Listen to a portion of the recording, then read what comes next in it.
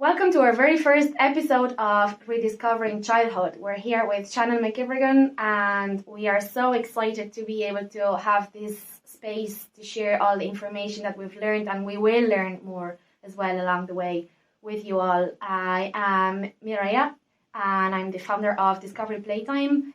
It's an Irish online shop that provides lots of educational toys for children. I am passionate about play. I have two children, they're 6 and 8, and they've inspired me to start my business. I have a degree in primary school teaching and a master's in educational psychology. And 2 years ago, I got my certificate in therapeutical play skills, and it really showed me how to communicate with children through play. My name is Shannon. I'm from Kildare, plain and simple. I have a degree in early childhood education and care. I did that down in Carlow, and I also did my level 5 up in the Liberties as well. And since then I have been working in creches, preschools. I also went over to London to do substitute primary teaching over there, which was amazing. It was completely eye-opening to see a different educational system and how they bring in early childhood as well into their schools as well. It was incredible. And yeah, I'm very excited to be here. Brilliant, thank you so much, and we'll be hearing more about your experience in London as well and in Kildare as the episode goes on. Mireia, I would love to know a bit more about you, if that is possible. That is possible. Amazing. So can you tell us a little bit about your childhood and how did it affect your choices in your life as an adult? My childhood was very happy. I had a very happy childhood. I was born in Spain. I was born in the north of Spain. My parents are both from Barcelona, and they were going somewhere the day I was born. I'm not entirely sure what was going on there. But I was born in a town that had more sheep than humans, which is very interesting. Mm-hmm. There, I lived there for 3 years.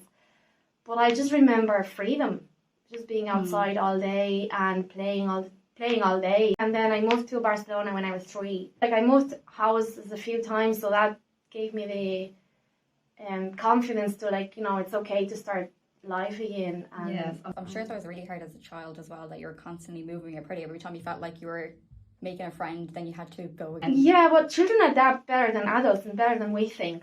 It's harder for us than it is for them. They'll just adapt, and that says home is where my family is. So wherever you go, if they have that love from you, it doesn't matter where you are. And do you feel like any of the choices made as a child affected your adult life? Yeah, well, I think that love for play and passion for play, I've experienced what I try to show other parents and teachers and other people. I've experienced it. It's not like I'm telling them you should play. I've actually had that experience, and because I see the lack of play now, and I see the possibilities that I've had and my children have, I really want everyone to be able to experience that and share that with their children as well.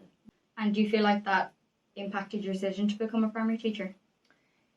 Yeah, definitely. I always knew I wanted to be a primary school teacher, always. And I used to pretend play and put all the teddies in the room. And it's funny because my daughter does the exact same thing now. She always has all the teddies there, and I'm like, I need to hover the floor and it's covered in teddies. And I also played shops a lot. Now that I remember using these catalogues of selling houses or selling the back to school catalogues and things, and I always I would set up a shop on the kitchen table, and every time family would come to the house, I would try to sell them stuff.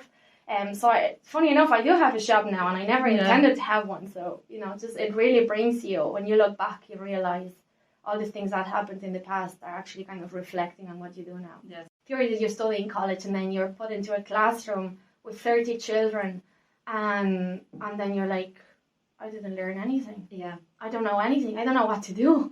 Yeah. And I didn't have the support from any of the other teachers in the school. It was very hard. Other teachers would actually bully me in front of the kids. Now, I had a very bad experience in the school where I was teaching, so I can't really generalize, because it was a very traditional school.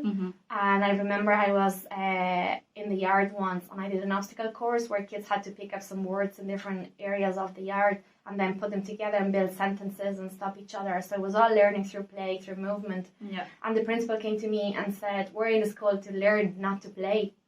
I always say, there's no point in complaining if you're not doing anything about it. Yes. So that's why I put a training together for teachers now to hopefully help. I know it's not that bad because that was an extreme. Yeah. But if it helps a little bit, I'll be happy.